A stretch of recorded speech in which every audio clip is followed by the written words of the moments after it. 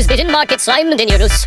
Gördüğünüz gibi fiyatı 50 lira arkadaşlar. Ben bunu şimdi alıyorum, bakalım 50 TL'ye değecek mi? Gördüğünüz gibi dış görünüşü böyle gözüküyor. Şimdi arkadaşlar kutunu açtım. Bakalım hissiyatı nasıl?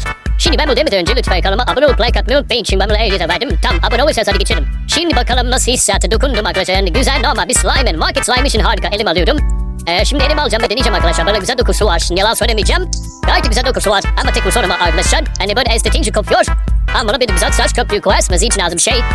Tam bir güzel slime olur yani. El ele değer mi değdi arkadaşlar. Manpanım 10 üzerinden 7,5. Bir sonraki videoda ne deneyelim? Bay bay.